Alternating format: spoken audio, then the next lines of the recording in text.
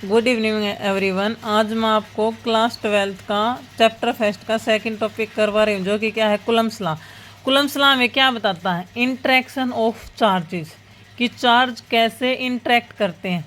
How to charges interact with each other. Coulomb's law में क्या बताता है, हाउ, कि हमें दो चार्ज दिए हैं, मान लो Q1 Q2 दो चार्ज दिए हैं, कि वो दोनों चार्ज कैसे एक दूसरे से इंटरेक्ट करते हैं। ये हमें कौन बताता है, कुलम्स लॉ बताता है। जैसे मैंने पिछले लेक्चर में बताया था, पॉजिटिव चार्ज क्या करते हैं, रिपेल करते हैं, नेगेटिव चार्ज भी रिपेल करते हैं, और पॉजिटिव नेगेटिव अट्रैक्ट करते हैं। तो यहाँ पे हम क्या लेंगे, हमने दो चार्ज ले लिए Q1 Q2, उनके सेंटर से सेंटर की डिस्टेंस क्या है, R।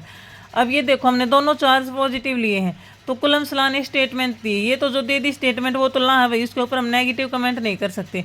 तो कुलम्स लॉ ने कहा फोर्स जो है डायरेक्टली प्रोपोर्शनल टू दोनों चार्ज के मैग्नीट्यूड के, और फोर्स इनवर्सली प्रोपोर्शनल टू है आर स्क्वायर के।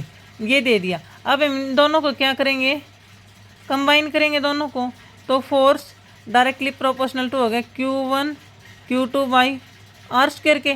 अब प्रोपोर्शनलिटी के साइन को हटाने के लिए हम कर देंगे force F equal to K Q1 Q2 by R square. कर दिया हमने। K क्या है यहाँ पे, कांस्टेंट है।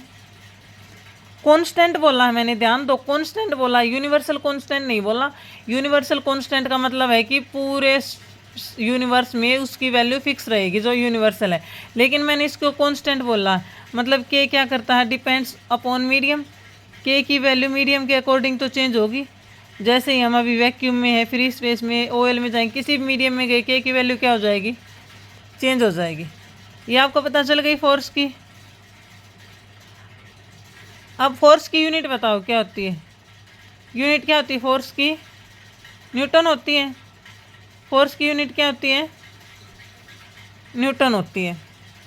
अब देखो, जैसे तुमने यहाँ पे देखा फोर्स कैसे है, 1/r स्क्वायर, किसको फॉलो कर रहा है, इनवर्स स्क्वायर लॉ को। किसको फॉलो कर रहा है, इनवर्स स्क्वायर लॉ को फोर्स फॉलो कर रहा है। अब हम क्या देखते हैं, जैसे ग्राफ देखते हैं हम, आर जो कि क्या हमारा सेपरेशन, आर क्या है, दो चार्जेज के बीच का सेपरेशन है, और ये force Coulomb force. Coulomb's law ने क्या बताया कि फोर्स कैसे प्रोपोर्शनल है, 1/r के। तो इसका ग्राफ हमें कैसा मिलेगा, कुछ ऐसा मिल जाएगा। मिल गया। अब देखो इस ग्राफ को कैसे समझते, इस ग्राफ को समझो। फोर्स की वैल्यू क्या दी है, K Q1 Q2 by R square at R equal to 0, मतलब यहाँ पे R की वैल्यू 0 होगी, आगे बढ़ रहा R की वैल्यू इन्फिनिटी तक। तो एट R इक्वल टू 0, जब R की वैल्यू क्या है, 0, तो फोर्स की वैल्यू देखो, फोर्स में पुट करो R की वैल्यू, R की वैल्यू 0, मतलब समथिंग ऊपर K Q1 Q2 by 0, something by 0, किसी के नीचे 0 आती क्या मिलती है हमें, इन्फिनिटी। क्या मिलती है, इन्फिनिटी। तो यहाँ पे दिख रहा है, जैसे ये R को अप्रोच कर R इक्वल टू 0 के पास आ रहा है, इन्फिनिटी के ऊपर इंक्रीज होता हुआ। यहाँ से पता चल गया कि ग्राफ क्या दिया हमें, सही दिया है। आगे देखो, at R equal to infinity, यहाँ पे जब ये R की वैल्यू इन्फिनिटी को अप्रोच करेगी तब देखेंगे। तब सेम फॉर्मूले में पुट कर दो, के Q1 Q2 बाई इन्फिनिटी का स्क्वायर, इन्फिनिटी का स्क्वायर करो, समथिंग कुछ बाई इन्फिनिटी है, तो इन्फिनिटी का मतलब क्या, तो 1/0, तो ऊपर 0। यहाँ पे फोर्स क्या होगा, R की वैल्यू इन्फिनिटी पे फोर्स क्या हो रहा है, 0। यहाँ पे तुम देख रहे हो ग्राफ में, जैसे जैसे R की वैल्यू इन्फिनिटी को अप्रोच करिए, फोर्स की वैल्यू ऐसे ऐसे कम होते 0 को अप्रोच करिए। ये ग्राफ समझ में आया इतना, ओके। चलो तुम आगे करवाती हूँ। आगे मैं क्या बता रही हूँ, देखो हमें फोर्स की डिपेंडेंस कैसे मिली थी, कैसे मिली थी, force F equal to K Q1 Q2 by R square. अब मान लो जैसे हमें दो चार्ज दिए हैं Q1 Q2, पहले उनके सेंटर से सेंटर की डिस्टेंस कितनी है, R है। उनके लिए हमें बता दिया कि फोर्स कितना है, F फोर्स है। यहीं पे अब हमें यहीं दो चार्ज सेम मैग्नीट्यूड के, जो चार्ज पहले थे सेम मैग्नीट्यूड के, वहीं चार्ज है, सिर्फ क्या कर दिया, रेडियस को क्या कर दिया, डबल कर दिया। रेडियस को क्या कर दिया, डबल कर दिया। ऐसा क्वेश्चन देते हैं 12th क्लास में, तो ऐसा क्वेश्चन जरूर आता है हर बार बोर्ड एग्जाम में। ऐसा क्वेश्चन दे देंगे, रेडियस को क्या कर दिया, डबल कर दिया। जैसे रेडियस को ट्रिपल कर देंगे, रेडियस को R/2 कर देंगे, हाफ कर देंगे। ऐसा क्वेश्चन हर बार आता है। रेडियस को क्या कर दिया, डबल कर दिया, तो पूछ लेंगे फाइंड फोर्स, कि फोर्स कितना होगा।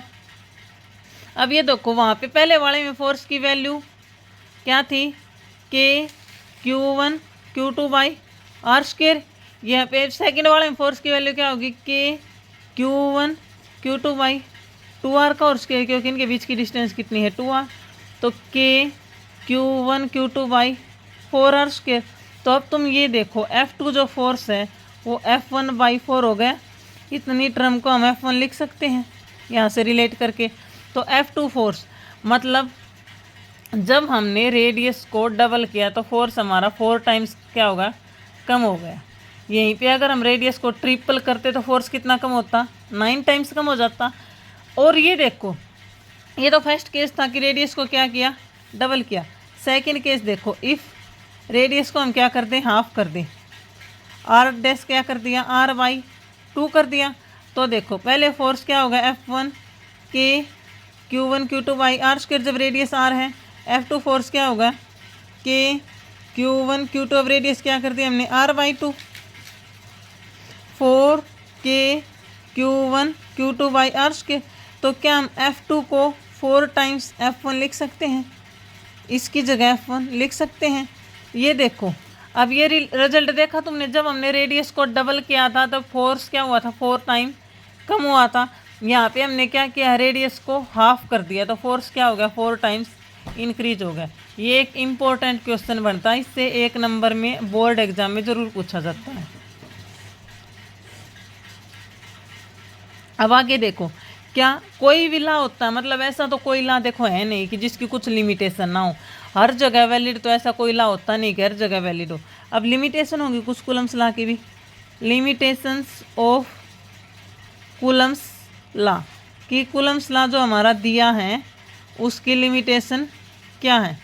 पहली लिमिटेशन क्या है, Coulomb's law is valid only on point charge. Coulomb's law is valid only on point charge. जैसे हमने यहाँ पे ऐसे माना था, एक चार्ज Q1 है, एक Q2, ये पॉइंट चार्ज माने थे। अगर यहीं पे ऐसा दिया होता है, एक बड़ा सा सिस्टम है, इसमें चार्ज क्या कर रखा है, Q चार्ज है, टोटल पूरे सिस्टम के ऊपर क्या कर रखा है, डिस्ट्रीब्यूट कर रखा है। तो इसमें देखो ये क्या पॉइंट चार्ज है, तो बड़ा सिस्टम होगा, इसके ऊपर कूलम्स लॉ वैलिड नहीं है। इसके ऊपर क्या है, नॉट वैलिड। कूलम्स लॉ क्या है, इसके ऊपर वैलिड नहीं है। फर्स्ट लिमिटेशन होगी।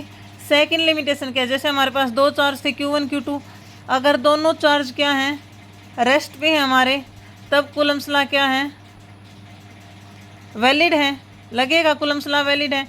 अगर एक मोशन में है, एक चार्ज मान लो मोशन में है, एक रेस्ट पे है, तब भी कूलम्स लॉ वैलिड है। अगर क्या हो गया, हमारे दोनों चार्ज क्या हो गए, मोशन में आ गए, दोनों चार्ज किस में आ गए, मोशन में आ गए, तो कूलम्स लॉ वैलिड नहीं है। क्योंकि चैप्टर क्या है, इलेक्ट्रोस्टैटिक्स। इलेक्ट्रोस्टैटिक्स मतलब इलेक्ट्रॉन, स्टैटिक मतलब रेस्ट में, मतलब चार्ज क्या है, रेस्ट में होना चाहिए। इस चैप्टर में चार्ज क्या होना चाहिए, रेस्ट में होना चाहिए। दोनों चार्ज रेस्ट में है तो कूलम्स लॉ आराम से लगा। अगर एक रेस्ट पे होगा तब भी ये है कि भाई एक चार्ज तो हमारे पास रेस्ट में है, हम कूलम्स लॉ लगा देंगे। अगर दोनों ही चार्ज मोशन में आ गए तो चैप्टर का तो मतलब मीनिंग ही नहीं रहा, तो कूलम्स लॉ वहाँ पे नहीं लगेगा। अब आगे देखो, मैं आपको क्या बताने जा रही हूँ, इसी की vector form of Coulomb's law, जो कि 2 नंबर में पूछी जाती है बोर्ड एग्जाम में।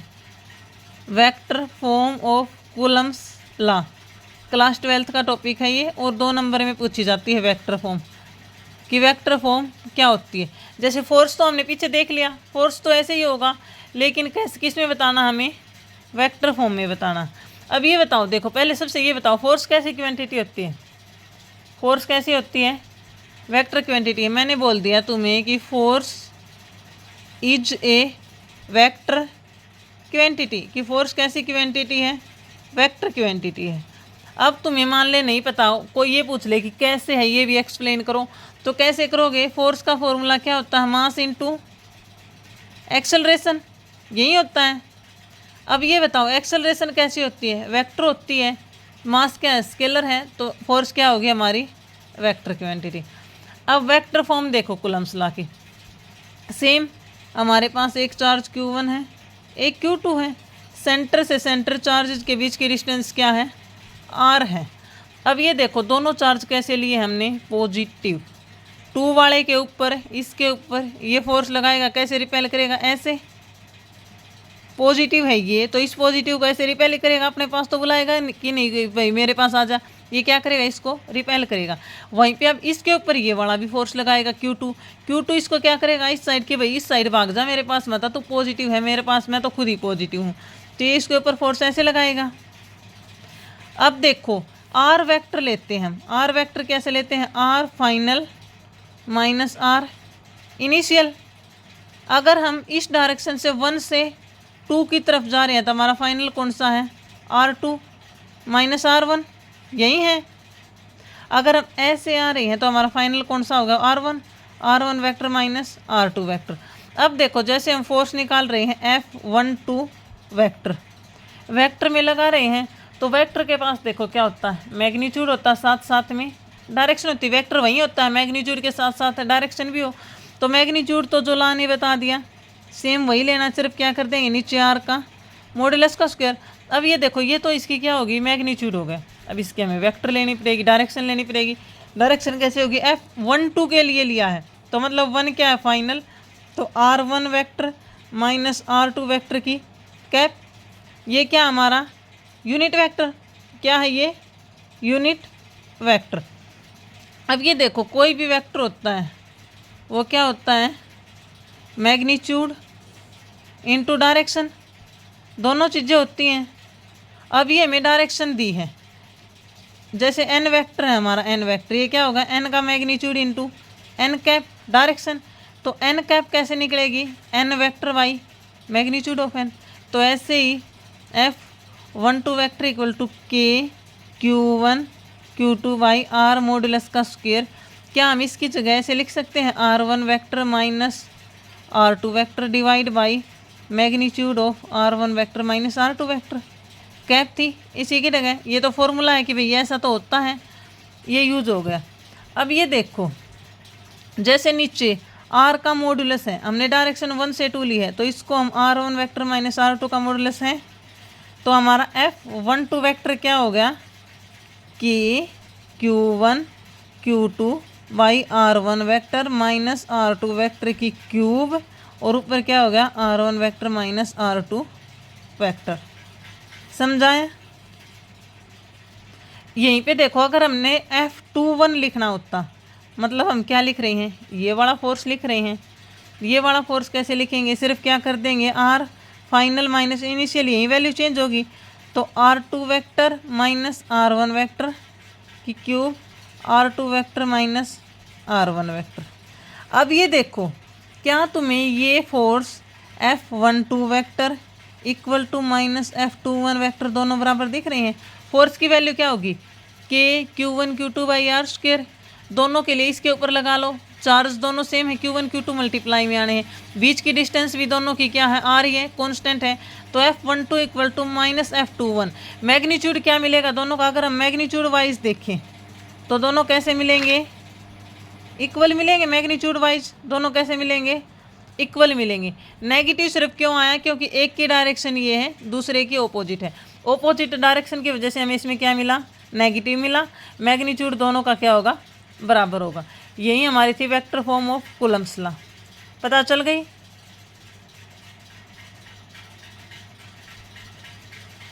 Okay, thank you.